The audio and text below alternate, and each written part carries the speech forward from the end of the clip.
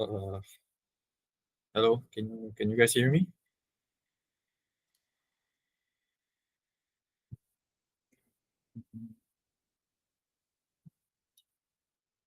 Okay, nice. Okay, since it's 9 p.m., I think I can start first. The others will join later. Okay, so welcome. Thank you for taking your time to attend this sharing session in the evening. I think. So as you all know, the title for the sharing session right now is Intro to ADCS Exploitation. So shall begin now. Okay, so I'll tell a bit about myself. So some of my friends call me mfkrypt or Father Jamil, and uh, if you all don't know lah, and just letting some of my allies. And also, I'm a student. I just recently completed my diploma in network security, just awaiting graduation. Also, a occasional CTF player and challenge creator.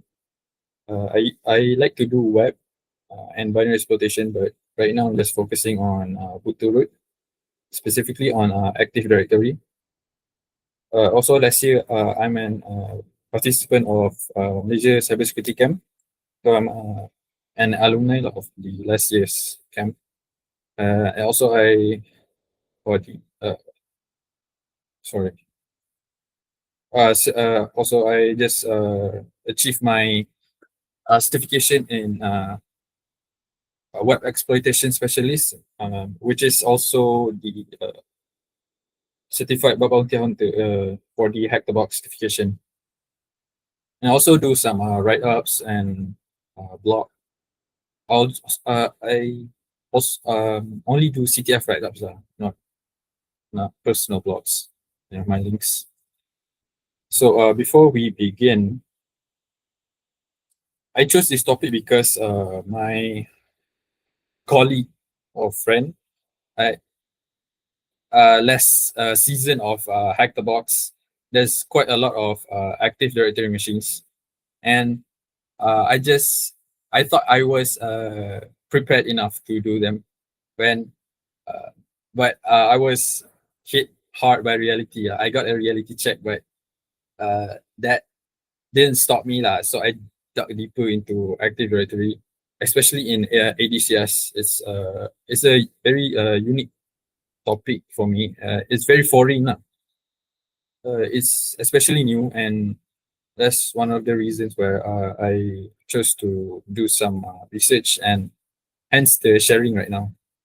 Credit to Waime, because I always refer to him when I was stuck doing some boxes and machines. So we can begin now. So ADCS is an acronym that stands for Active Directory Certificate Services.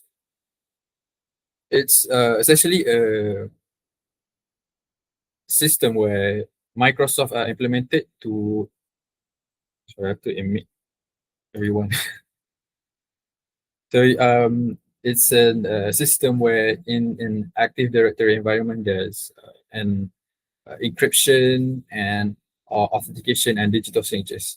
So essentially, it's similar to password, but it's in the form of certificates.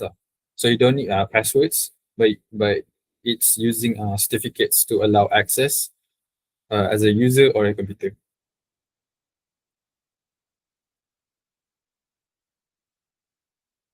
So in ADCS, there's a lot of how to say terminology. There's a lot of terminology that is frequently used. So it's very heavy, theory heavy. So this is why also I'm going into the theory first, then I will be going through the technical stuff later. So because I think it's essential for us to get a foundational idea of what we're dealing with, such as the ADCS. Because I was struggling to understand it first, because I was going through the technical.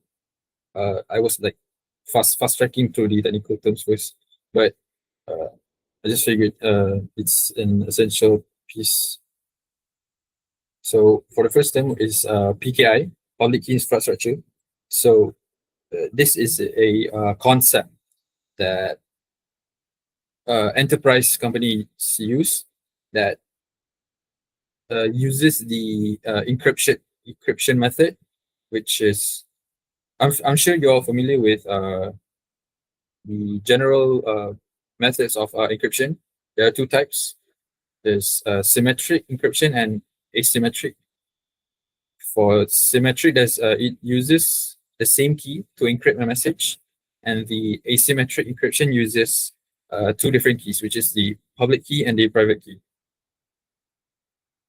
For example, let's say Alice wants to send a message to Bob, and so Alice uses the public key to encrypt the message, and only Bob has the private key to decrypt the message. So this is essentially what public key infrastructure is. It conceptualizes the theory part of that into application.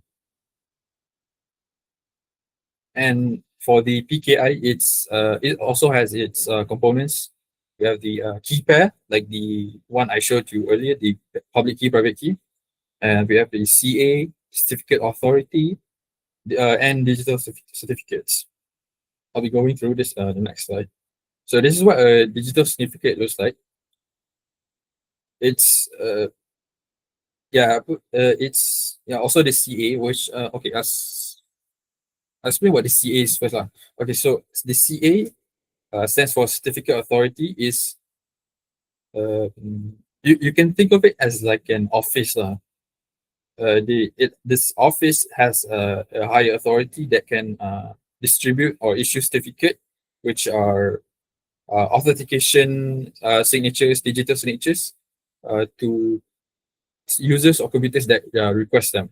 And within these certificates, they have signatures that verify who they are and has the public key. So it merges that the public key use that I told you earlier. Certificate. Yeah. And these certificates, they come in a lot of shapes. Not a lot of shapes, but extensions. There's actually more than this extensions. But these are the few famous ones. There's a PFX, PM, but the general certificates for end users, they get the CRT, the certificate, which is the public key embedded in them. And the difference between the CRT and the PFX is the PFX has that private key, which also password protected. So we can differentiate the certificates like this.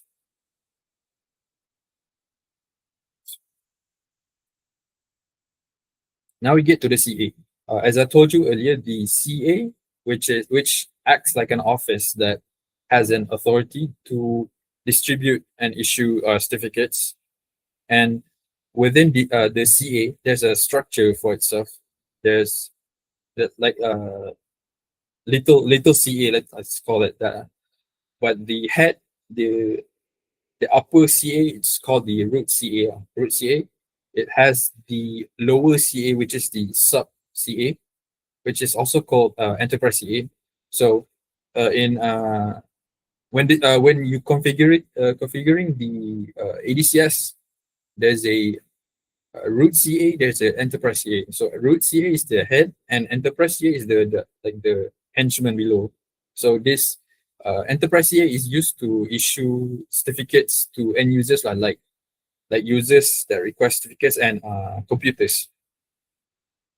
And you have within these the structure of the hierarchy of the CA. There's two tier, like this one, the two tier for its services. There's a lot of services. We'll go through this later, but I'm showing you the structure first. So that's two tier. and 3-tier. So generally, what enterprises use are these 2 tiers only. It's to avoid confusion. So for the 3-tier, you can see the before the issuing enterprise CA, there's a intermediate CA, which expands the some kind of like forest, like Active Directory forest. It's similar to that, but for different services. And within ADCS, we have extended key usage. So for extended key usage, let's just call it EKU. The EKU, it signifies what the certificate is used for. So it's the certificate's purpose, because we in ADCS, there's a lot of functions for these certificates to authenticate us. You have the server authentication, client authentication, and like email. There's a lot much more than this, like document signing. So essentially, it's a way to signify what the certificate is. Look at the EKU, extended key usage. There's also templates, which are just certificates that come pre-built within the ADCS environment. There's user certificate and computer certificate. There's much more, and list all of them quite tiring. So what makes it a template is because the certificate comes pre-built with the EKU I told you about. So like you see this user certificate, right? User certificate used for authenticating users. It comes pre-built with the client authentication EKU. So you don't need to make a new certificate. You can just duplicate the template and get it up and running for the service that you want. So ADCS. So for the flow, I'm sure that's already clear, but let's go through it. First, so okay. So for when a user requests a certificate after the setup was all done, the user requests a certificate, then it goes through the CA. I told you guys the CA is similar to an office, right? And within the CA, there's a CA officer. Kind of like that is self-explanatory lah. It's someone who has authority over the CA lah. So when a certificate is requested by the user, the officer verifies the request lah. This is called the CSR, certificate signing request. So it approves this. It checks this certificates and assigns it. So it's basically approve the certificate, and for the users to use that, and they can renew and no, they cannot. The admin CA officer only can renew and revoke these certificates. Also, I mentioned just now client authentication for the certificates. So certificates can use certificates. I mean, users can use these certificates to authenticate into the, not just users and computers can authenticate into the system that it wants. So it uses two methods. By default, it uses pkinit. Pkinit is basically Kerberos. If you're familiar with Kerberos, is an authentication method that when a user wants to authenticate to the system, it requests a TGT, which is a ticket. And the KDC, which is the key distribution center, it replies with the ticket and a session key. So that's basically it. That part for the pkinit. Kerberos is more than TGT, just have service ticket, but it doesn't include that. So for pkinit, it's just the authentication, the TGT. And there's the second method is S channel. I don't know if I'm saying that right. I think so. It's essentially LDAP protocol utilizing TLS on SSL or SSL. So when a administrator or someone who configures the Active Directory environment, if they disable Kerberos, then it defaults to the S channel use for authenticating ADCS, and this one is evident in one of the machines I did in HDB authority. When I'm trying to authenticate using the certificate, you can see this flag KDCR no support. So this basically just it's saying the PK init is not enabled. It's using S channel. Real world use case, like similar before I show you. It's using real world for the web cert. There's a web template for web security, like using HTTPS, TLS, SSL, and there's email. It's all in the template, but this one is real world use case, like code signing for I forgot what it's called. Basically that code signing, document signing. Yeah, for the friendly name here. You also can use the VPN, and sometimes when you connect to VPN, right? Similar, is any of you do hack the box machines? You need to connect to the VPN, right? You can see when the first part of the connecting to the VPN, you can see the CN, like the common name, the DN, and is it's an ADCS environment. It's authenticating to the hack the box service. So that's one of the use of ADCS. Okay. Okay. Theory part is done. Now we have a foundational understanding of how ADCS works. Can get to the technical part lah. So I'm going to the technical part only. So ADCS is often by default ADCS is not vulnerable by itself, but it's easy to slap on a lot of misconfigurations. So that's why they have a lot of vulnerabilities, and that's why it's also a tier 0 asset. So tier 0 asset means it's a critical value target like that, because in every ADCS exploitation scenario, it's always ends up with getting domain admin.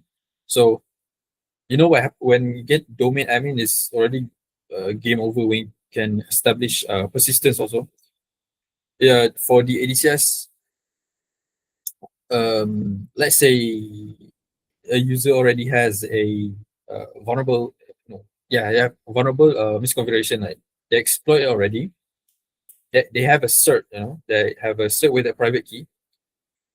Even if the uh, let's say detection team they already detect the vulnerability already exploited. They got breached, but the cert has an most I don't know, like often certs have like 5-10 years of expiry.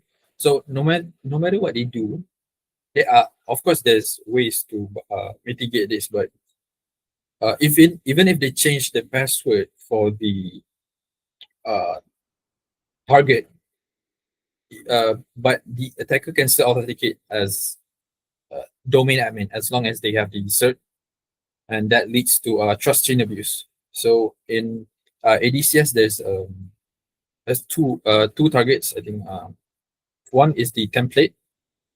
The other is the CA, the certificate authority. So there's two targets commonly, the template and the CA. So by default, I'm going to show you earlier, right? This one, wait. Okay. Yeah, by this one. Okay, so the CA, right? So when a CA when okay, sorry. So when a CA has been breached, they export the private key of the CA. So this is like post exploitation wise now. If they export the private key of the CA, they can basically they can issue certificates for themselves lah. So the CA has been breached. So it's not very easy to just remove access from the from the breach CA. So that's why it goes both ways, like persistence and trust chain abuse. It's a very common privilege escalation vector. So for common misconfigurations, I'll be showing you up later is the template misconfiguration. So for you have like the common misconfiguration like this one, Roman writes giving too much permissions for the user or your group that is not going to end well.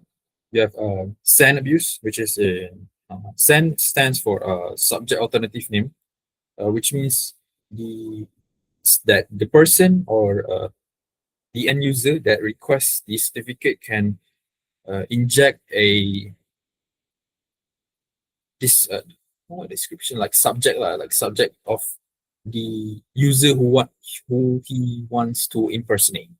So like when he want admin, then he just put admin over this attribute, like the value, and no manager approval required.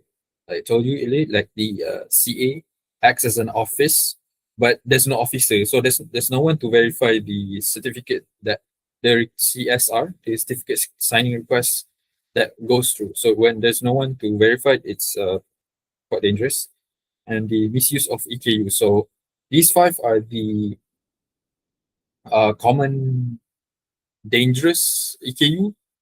Yeah, it's very common for these five to be listed in the famous no in the research of ESCs, which I go through later. So now we go into the fun part. I think tools to enumerate and exploit ADCS. So from top to bottom are my favorite tools using CTPy, PowerView. By the way, PowerView is PowerView.py is an Python implementation of PowerView, which is developed by local yes think about it. It's by developed by local I won't say hackers, but well known people like Anik Fakrul and Mr. Hojin. Shout out to them for making this amazing tool. Also Bloodhound, Certify.exe, but I'll be showcasing these two tools like Certify and PowerView.py. Um, yeah, PowerView. I'm a big fan of Certify but PowerView.py for ADCS, I think you can support just not as much as Certify, but you can provide some info you're looking for to use. Okay, so I'll be showcasing ESC1, not just how to exploit it, but how it's misconfigured. So this is my so let's assume uh, we have gained initial access and move laterally to the target, and we discovered there's an ADCS running. Okay. Oh shit. Okay. I have an Windows 10 target here. So okay, the first step in identifying ADCS. Wait. Okay. Okay, the first step in identifying if ADCS is running is you have to run an nmap scan. I think there's other ways, but I usually do this.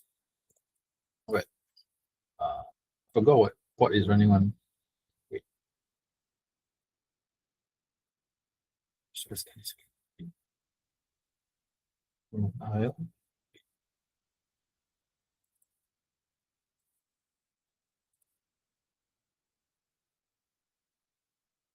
Wait, I think it'd be too long.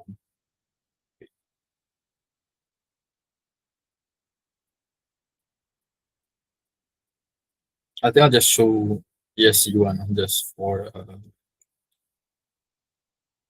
simplicity.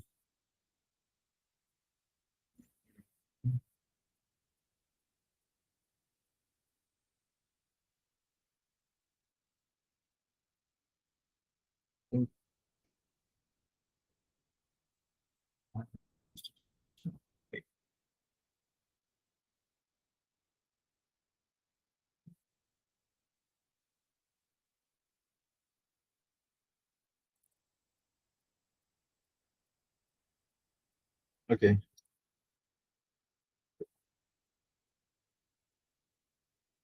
Yeah, never mind. Just skip through that. Sure. Okay.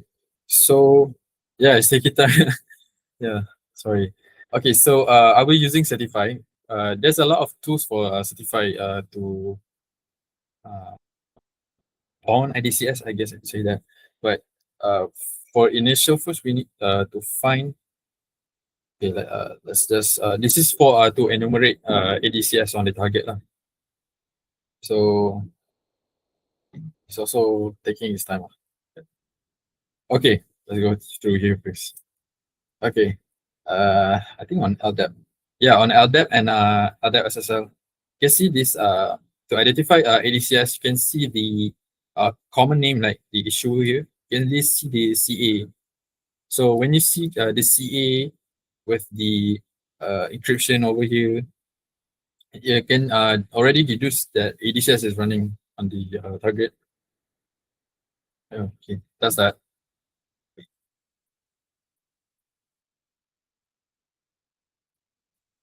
Wait, already forgot to disable. Wait,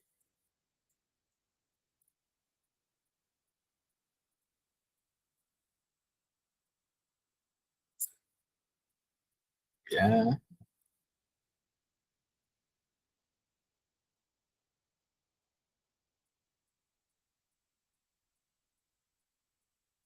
Oh, there's one also.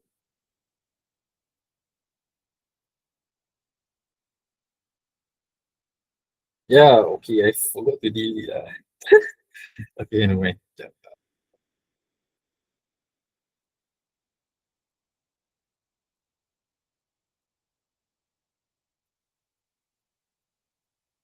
Okay, let's run us again.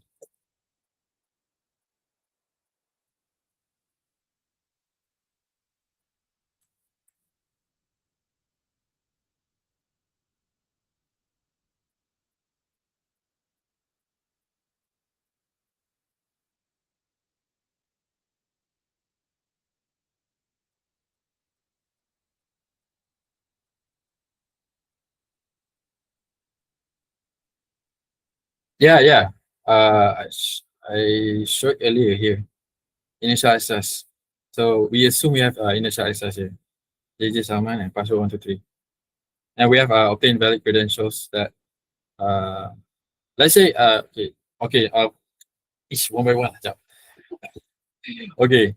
From the certify enumeration, the thing that we want to see is okay. So let's say we can't find any certificate template. So this one is done. So I'll show you how it happens first.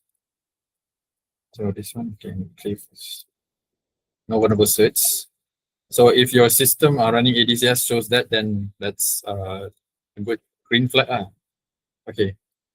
So right now I have a can you guys see? Okay. I have jj.salman here.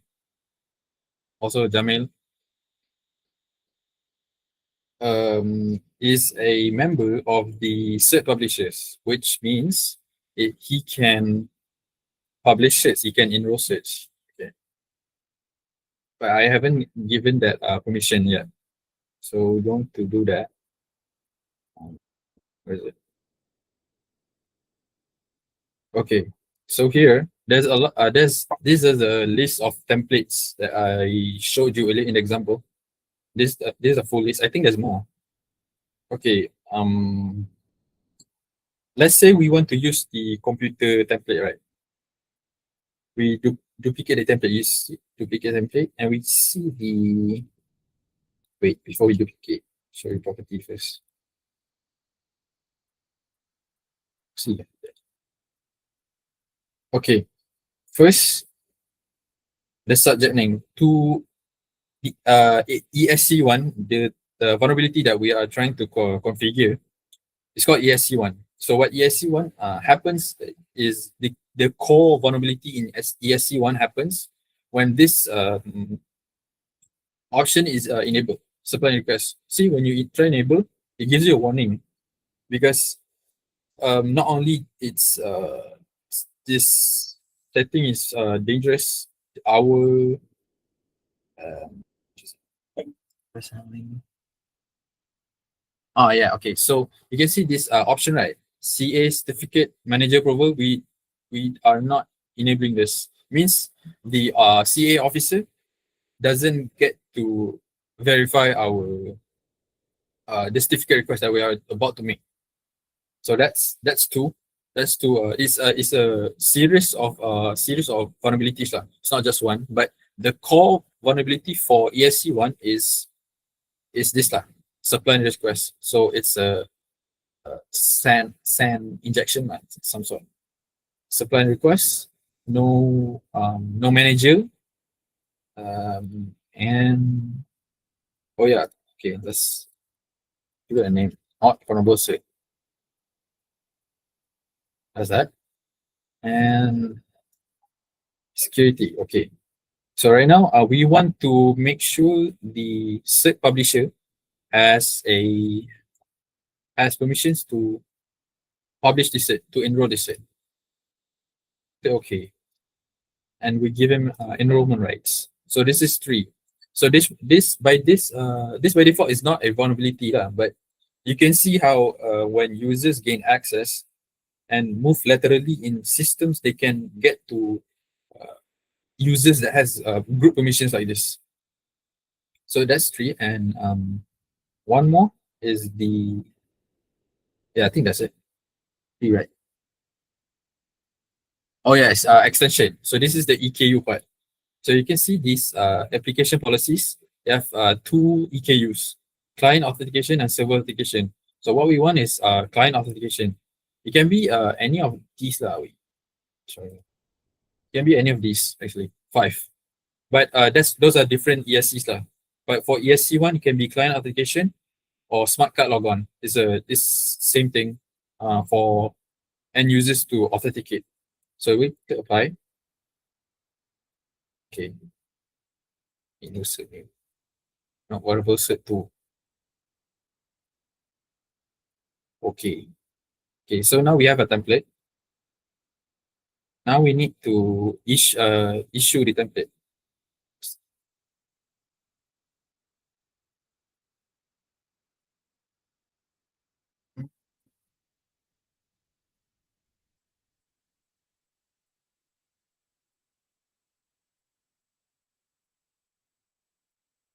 Why got warnings? There are still people accept. Yeah, I don't know. I mean, yeah, by default, I don't know. Maybe they're trying to make there's a troubleshooting stuff. You know how troubleshooting was like anything can go. Asalkan jadi one. So okay, we have not vulnerable cert. This one I did not vulnerable cert too. Okay, so we have issued this cert, right? So this one is live. So if we try to enumerate again,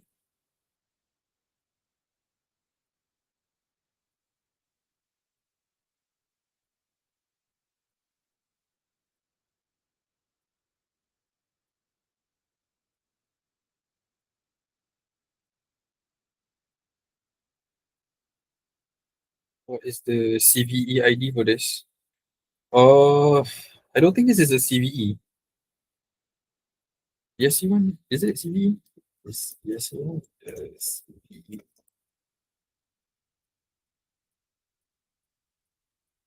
Yeah, ESC one is not a CVE, but there are ESCs.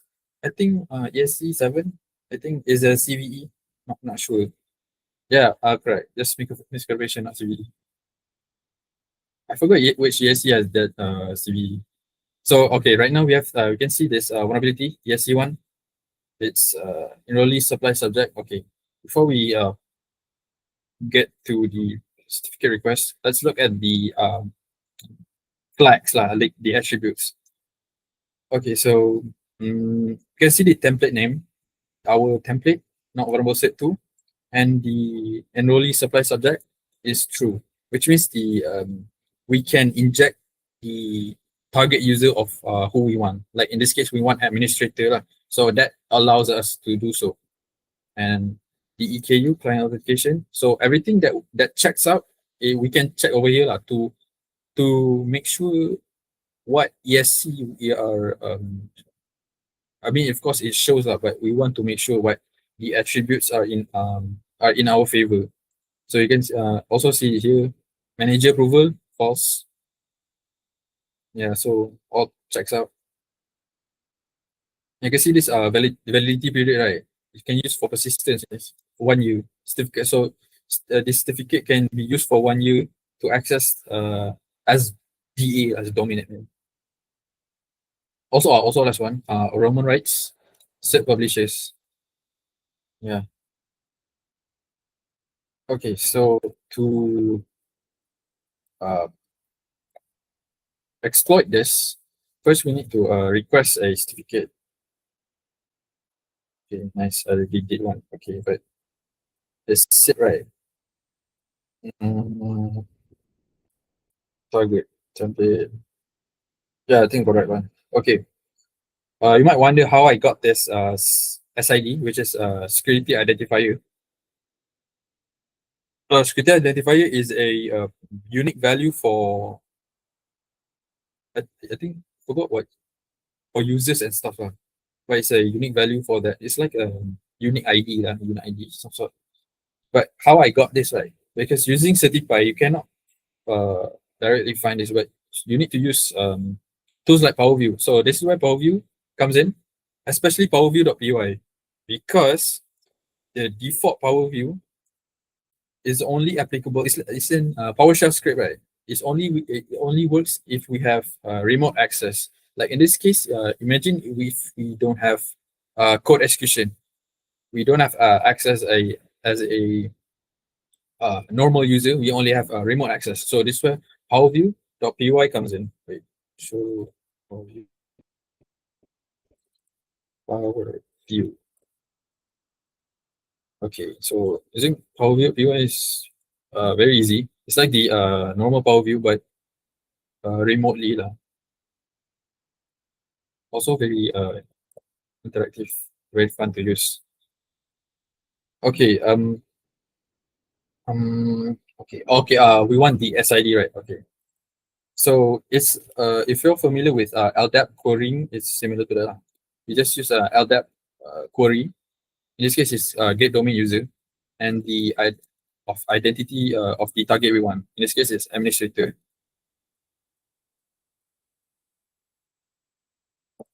Okay, and here you can see this object SID object set. You can use this one. So it helps lah. But as I recall, PowerView.py also has ADCS functions. Yeah, I think I forgot lah. But it's not, for me, it's not very favorable because I forgot the command.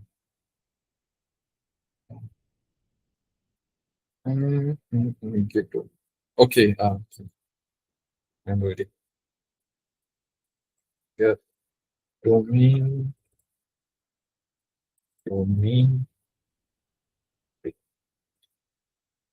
CA template. Okay.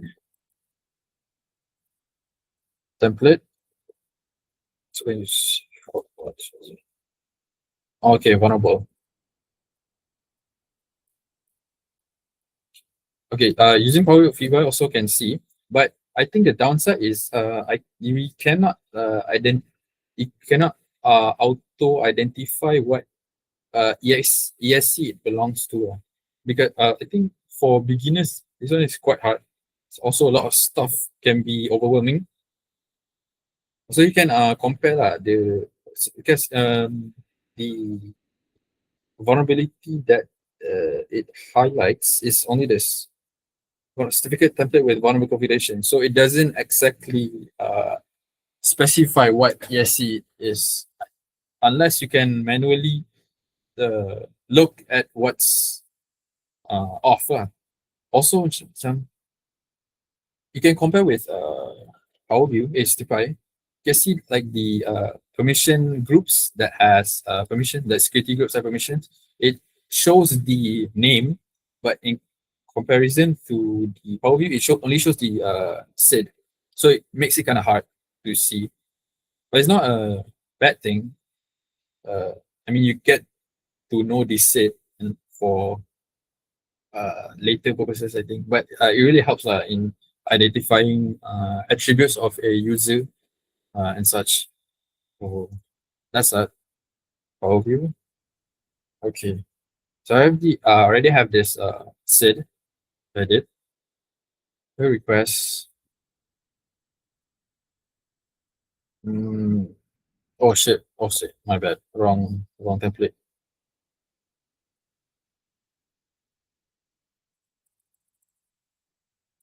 Not vulnerable set to.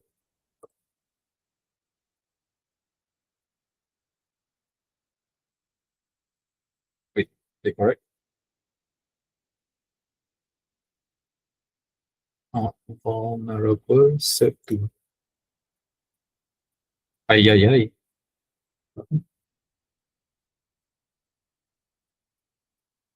Wait. Okay, now it works. So now see we wanted to impersonate. We specified the UPN option with the administrator and the set of the administrator, and now we have the PFX. As you can recall in my slides earlier,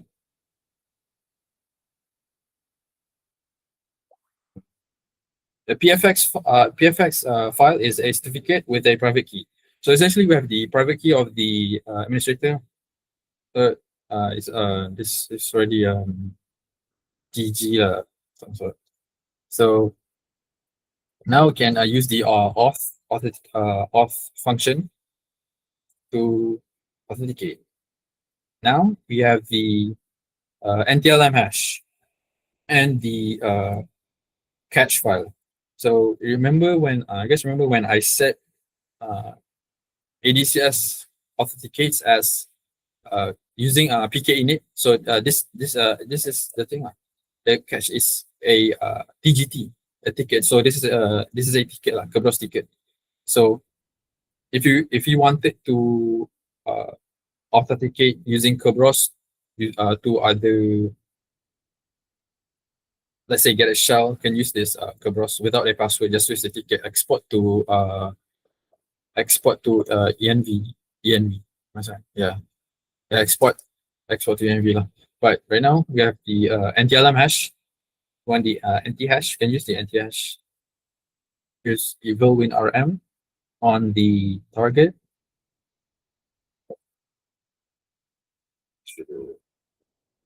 Oh yeah, this one. Yeah. So now we have remote access WinRM. Assuming yes, WinRM is enabled for outbound connections. So you can see we have the administrator. So now I guess that's that administrator. So from here you can do some post exploitation, but I'm not going to do that. For post exploitation, there's exporting the CA private key to issue more certificates for crazy persistence lah. And okay, that's that. Yes. Oh shit. Okay, my bad. Okay, so now we have gone past the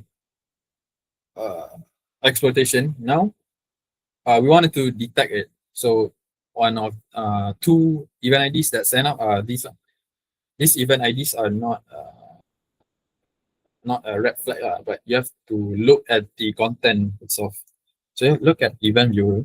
It's not if in ADCS does not log the request by default. You have to enable something, but I already did that. But let me show you.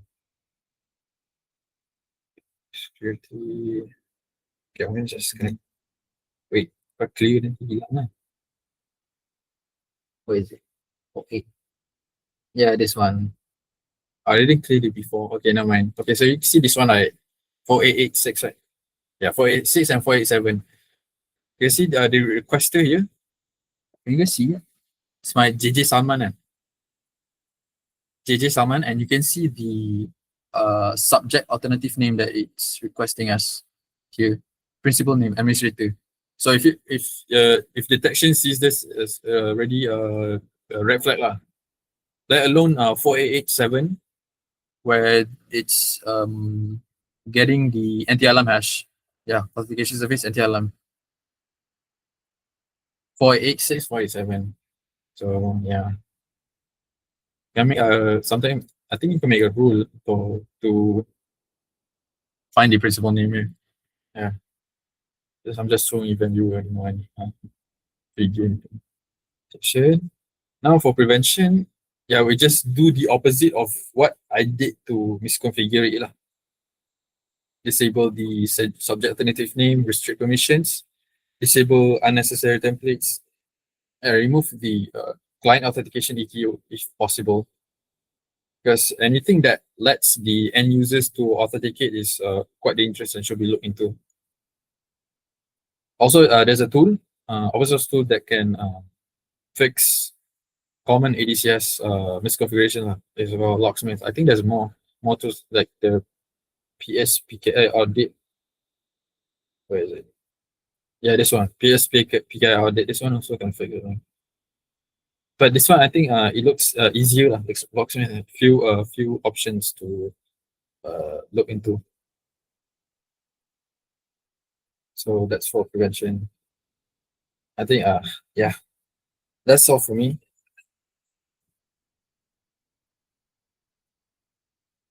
You guys have any questions? Yeah, I'm not going to do ESC too long already. Prevention stuff.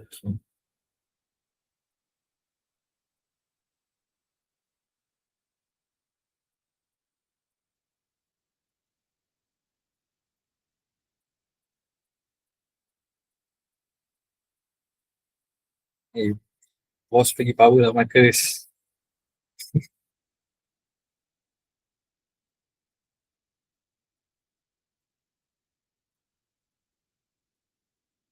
Default set templates be removed. Not really, not remove, but disable lah. But unless you issue the certificate and the templates, because I think there's one template that's very dangerous, the sub CA template, because it uses the any EKU, it can cause ESC3. Yeah, disable. Yeah. These set templates are not vulnerable by default lah. What we do that makes it it's easy to misconfigure. So generally, what templates that are not used is best to disable.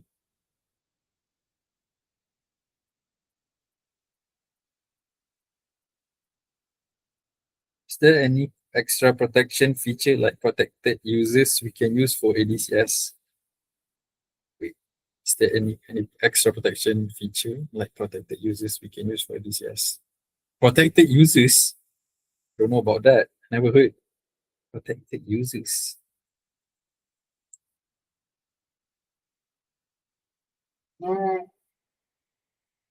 Marcus, I cannot answer your question. I don't know what I don't know what protected users is. Protected user.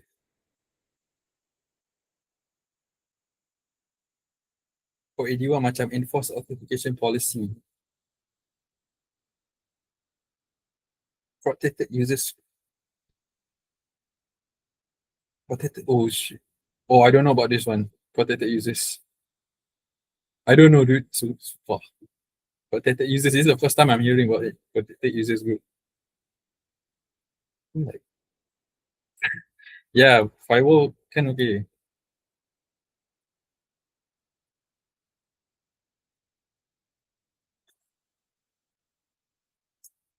Yeah, I think everyone already asked their questions, right? Any last questions? Just cannot answer Marcus one. Don't know about that.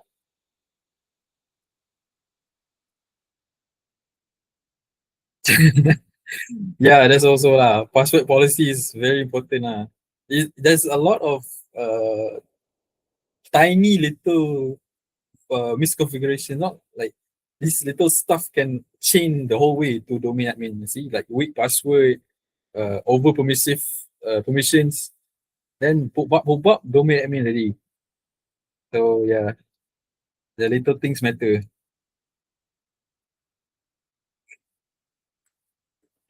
Okay, I think that's it from me. Thank you everyone for attending. Uh, uh,